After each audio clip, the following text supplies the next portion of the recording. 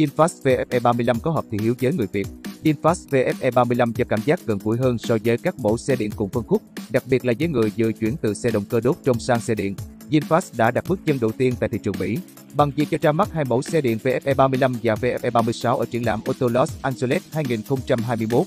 Mức giá chưa được tiết lộ nhưng được truyền thông quốc tế dự đoán có thể dao động 40.000 đến 60.000 USD. Trong đó, mẫu VinFast VF-E35 có kích thước hạng D, ngang với các đối thủ Tesla Model Y hay Ford Mustang Mach-E. Theo kế hoạch, mẫu xe này sẽ được bán ra tại Mỹ từ năm sau. Sau khi ra mắt ở La Auto Show, nhiều khả năng VF-E35 và VF-E36 có thể sớm được trình làng với khách hàng Việt Nam vào thời gian tới, có thể là đầu năm 2022. Vẫn còn quá sớm để nói về khả năng thành công của mẫu xe điện này, nhưng dựa vào thiết kế ngoại hình, nội thất và trang bị, VinFast VF-E35 có thể coi là một lựa chọn vừa miếng với người Việt nói chung và người Việt tại hải ngoại nói riêng. Thiết kế riêng, từ bàn tay của những nhà thiết kế Pininfarina, VinFast VF-E35 mang một diện mạo hiện đại nhưng không quá cầu kỳ. Ít góc cạnh nhưng vẫn thể hiện được sự cứng cáp của một chiếc SUV. Quan trọng hơn, VinFast dần định hình được dấu ấn riêng trong các dòng sản phẩm của mình, những nét đặc trưng để nhận biết một mẫu xe đến từ Việt Nam. Xe có dáng vẻ năng động và thể thao với hơi hướng SUV-like Coupe. Các đặc điểm nhận diện quen thuộc của VinFast như dải đèn định vị cùng cụm đèn hậu LED trải dài, nối liền vào logo chữ V. Hệ thống đèn trước được tách riêng nhưng đèn chính không đặt quá xa đèn daylight như VF-E34. Bộ mâm trên VF-E35 có thiết kế đa chấu, hai tông màu. Thiết kế này khá giống với mâm trên chiếc Lux A2.0 bản cao cấp nhưng được tạo hình bắt mắt hơn.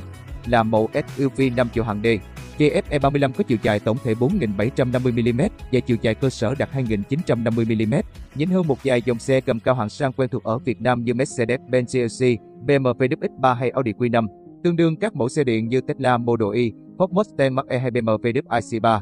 Nếu so với đối thủ Tesla Model Y, không quá khi nói ngoại hình của VinFast VF-E35 ấn tượng hơn. VF-E35 vẫn trông ra dáng chiếc SUV hơn mẫu xe của Tesla dù ngoại hình không quá góc cạnh. Là mẫu xe điện, hướng đến sự đơn giản nên xe được lược bỏ các chi tiết hầm hố, thay vào đó là những đường cong tạo khối.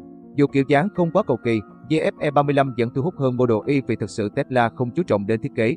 Hãng xe điện Mỹ nghiên cứu phần lớn về các công nghệ bên trong, động cơ và pin. Tại thị trường chuộng mẫu xe hầm hố như Mỹ, VF-E35 sẽ có lợi thế đôi chút khi so về thiết kế của Tesla. Hơn nữa, đây cũng là một trong những điểm thiết kế được nhiều dùng Việt yêu thích khi chọn mua xe gầm cao, đó là một vẻ ngoài cứng cáp và tạo cảm giác chắc chắn. Nội thất đơn giản, hiện đại. Khoang lái của VF-E35 khá đơn giản khi chỉ có màn hình trung tâm, vô lăng và dàn nút bấm chuyển số. Mẫu xe này không có bảng đồng hồ sau vô lăng nhưng bên màn hình 15,4 inch có một phần hiển thị các thông số hoạt động của xe. Dù được thiết kế đơn giản, cabin của VinFast VF-E35 không thiếu tính công nghệ. Những công nghệ được tích hợp trên mẫu SUV này có thể kể đến kiểm soát hành trình thích ứng, kiểm soát làn thích ứng, hệ thống trợ lái thông minh, hệ thống giảm thiểu va chạm. Chi tiết đáng chú ý là VF-E35 không có cần số truyền thống. Thay vào đó là dàn nút bấm chuyển số bố trí ở khu vực điều khiển trung tâm, vô lăng tích hợp các phím chức năng. Ngoài ra, mẫu xe điện này còn có hệ thống đèn nền nội thất, cửa sổ trời cỡ lớn, những trang bị vốn được người dùng Việt yêu thích khi chọn mua xe, góp phần tăng sự cao cấp bên trong cabin. Khoang lái của VF-E35 cho cảm giác gần gũi hơn so với các mẫu xe điện cùng phân khúc, đặc biệt là người vừa chuyển từ xe động cơ đốt trong sang xe điện.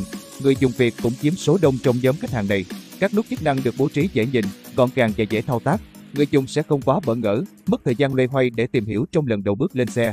Tầm hoạt động dài và công nghệ tự lái là điểm nhấn. Tại Mỹ, VF-E35 sử dụng hai động cơ điện đặt trên hai trục bánh xe, cho ra tổng công suất 402 mã lực và mô men xoắn 640 nanomet, đi kèm có pin 90 kWh. Mẫu xe này có phạm vi hoạt động tối đa hơn 500 km. Ngoài ra, xe còn có công nghệ tự hành cấp độ 3.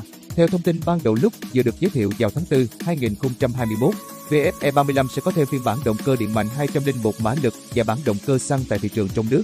Nếu tại thị trường Mỹ, VinFast VF-E35 cạnh tranh với hàng loạt cái tên đình đám như Tesla Model Y, Ford Mustang hay BMW iX3, tại Việt Nam mẫu xe này sẽ mở ra một phân khúc mới khi nhóm SUV hạng D chưa có mẫu xe chạy điện nào. Thậm chí với mức công suất lớn cùng tầm hoạt động tương đối xa, VinFast VF-E35 sẽ là một trở ngại lớn đối với các mẫu xe động cơ đốt trong cùng kích thước.